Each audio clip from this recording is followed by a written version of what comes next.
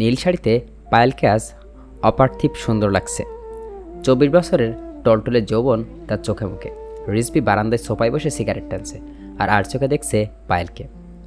Payel dressing টেবিলের সামনে দাঁড়িয়ে চুল বাঁধছে।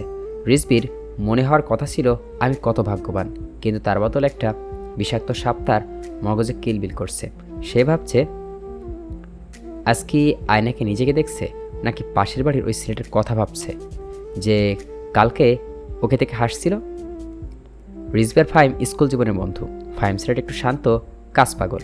বিয়ের পর মেঘলাকে নিয়ে ও সুখে থাকতে চেয়েছিল, কিন্তু ওর অফিসের ব্যস্ততা মেঘলার একাকিত্ব ঘুষতে পারেনি। সেই সুযোগটাই নিয়েছিল রিজভি। বন্ধু যখন কাগজপত্র নিয়ে রাত জাগত, রিজভি তখন মেঘলার ড্রয়িং রুমে বসে কফি খেত। ধীরে ধীরে সেই কফি থেকে ডিনার, আর ডিনার থেকে শুরু হয়েছিল এক নিষিদ্ধ অধ্যায়।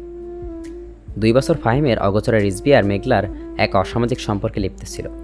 রিজভি তখন কোনো অপরাধবোধ কাজ করত না, বরং সে এক অদ্ভুত জল্লাসে অনুভব করত। কিন্তু মেঘলা যখন বিয়ের জন্য চাপ দেয়, রিজভি পিঠ টান দিল। সে জানতো যে মেয়েকে নিজের স্বামীকে ধোঁকা দিতে পারে তাকে বিশ্বাস করা যায় না। তারপর সুন্দর এলো, জীবন এলো পায়েল, শিক্ষিত, রুচিশীল এবং অসম্ভব সুন্দরী। ততদিনে রিজভির এস্টাবলিশ হয়ে উঠছে। সে ভেবেছিল নতুন জীবনে সব ধুয়ে মুছে দেবে, কিন্তু জীবন তো কোনো স্লেট নয় যে চাইলেই মোছা যায়। বিয়ের 6 মাস পর থেকে রিজভি আচরণ বদলাতে শুরু করলো। সেই দিন অফিস থেকে ফিরে দেখলো পায়েল তার ছোট ভাই রায়হানের সাথে বসে হাসাহাসি করছে। ল্যাপটপে কি একটা ফানি ভিডিও দেখছে দুইজন। রিজভির চল শক্ত হয়ে এলো। তার কানে মেঘলার সেই হাসির শব্দ প্রতিধ্বনি হতে লাগলো। মেঘলার ওইভাবে হাসতে যখন ফাহিম বাসায় থাকতো না। সেই রাতে বিছানায় শুয়ে রিজভি হুট করে বলে উঠল, রায়হান তো ইদানিং সারাক্ষণ এই ঘরেই বসে থাকে দেখছি। পায়েল অবাক হয়ে তাকালো। কি বলছো এসব রিজভি? ও তোমার ছোট ভাই। পৃথিবীতে ভাই সবচেয়ে বেশি ভাইয়ের পিঠে ছুঁড়ে মারে। পায়েল হাত থেকে বইটা পড়ে গেল। রিজভি, তুমি কি আমাকে সন্দেহ করছো? রিজভি কোনো উত্তর দিল না। সে পাশে ফিরে শুলো, কিন্তু তার মগজে তখন সিনেমা চলছে। মেঘলা যেমন তাকে গোপনে ফোন করত, পায়েলও কি তেমন কাউকে করে? দিন যত যাচ্ছিল, রিজভি যেন এক জ্যান্ত লাশে পরিণত হচ্ছিল। সে পায়েলকে পাগলের মতো ভালোবাসে। পায়েলের হাতের ছোঁয়া পেয়ে সে শিউরে ওঠে, কিন্তু পরক্ষণে মনে হলো এই হাত অন্য কেউ ধরে নিত। একদিন বিকেলে পায়েল তার কাছের এক বন্ধুর সাথে কফি শপে বসেছিল। রিজভি সেটা দূর থেকে দেখে ফেলল। বাসায় ফিরে সে তাকে তবুও তাণ্ডব চালালো তার বর্ণা তীত। আমাকে তুমি ফাহিমের মতো স্টুপিড মনে করো না। রাগে চিৎকার করতে থাকে। পায়েল কিছুই বুঝতে পারল না। এখানে ফাহিম ভাই আসলো কোথা থেকে? সে কোনো মতে বলল, কিরে রিজভি, একদম যোগাযোগ বন্ধ করে দিলি? রিজভি আমতামতা করে বলল, আসলে সংসার নিয়ে ব্যস্ত। তাই বলে একটু কাছের বন্ধুবান্ধবের খবর রাখবি না? জানিস মেঘলার সাথে আমার ডিভোর্স হয়ে গেছে। আমিই দিয়েছি। কেন? তুই আমার কাছের বন্ধু, তোকে বলতে তো সমস্যা নেই। ও গর্ভবতী হয়ে পড়েছিল, কিন্তু তোরা তো সবাই জানিস সেই কক্সবাজার ট্রিপে আমাদের যখন অ্যাক্সিডেন্ট হয় তখন আমার মেরুদণ্ডের নিচের অংশে একটা ইনজুরি হয়, যার কারণে ডাক্তার বলে দিয়েছিল আমি কখনো বাবা হতে পারবো না। ও সেটা জানতো, তাই আর বাড়াবাড়ি করেনি। ডিভোর্স লেটার হাতে পেয়ে বাবার বাড়ি চলে গিয়েছিল। পরে শুনেছি দেশের বাইরে চলে গেছে। মাস দুয়েক আগে সব কিছু বলেই বৃষ্টি নামক এক মেয়েকে বিয়ে করেছি। খুব ঘরোয়া আর ভালো। ভাবিকে নিয়ে আসিস, দেখে যাবি। ফাহিম মেঘলাকে নিয়ে তাকে উদ্দেশ্য করে কিছু বলেনি, কিন্তু রিজভি বুক ধক করে উঠল। তার মনে হলো ফাহিম যেন তাকে দোষী সাব্যস্ত করছে।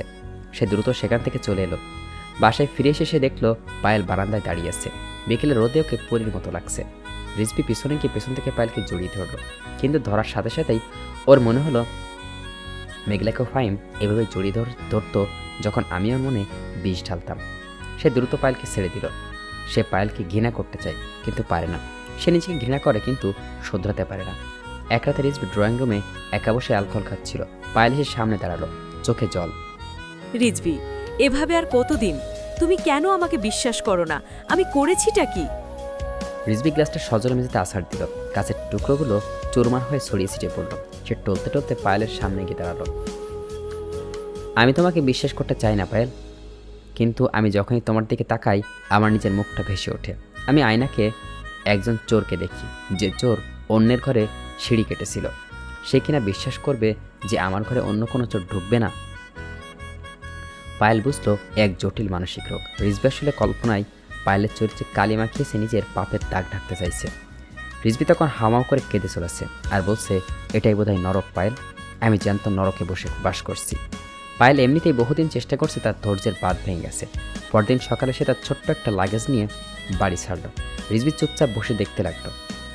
রায়হান আটকানোর চেষ্টা করলো আর তাতে করে রিজভির চোখ আরও বেশি লাল হয়ে উঠল। পায়েল তখন তার দিকে তাচ্ছিল একটা হাসি এসে চলে গেল। পাপের বিচার সবসময় পরকালে হয় না, ইহকালের শুরুতেই হয়ে যায়। রিজভির কাছে সুন্দর স্ত্রী ছিল, অগাধ সম্পদ আছে, সুন্দর একটা পরিবার আছে, কিন্তু নেই শুধু শান্তি। সে আজ নিজের ছায়া দেখেও ভয় পায়।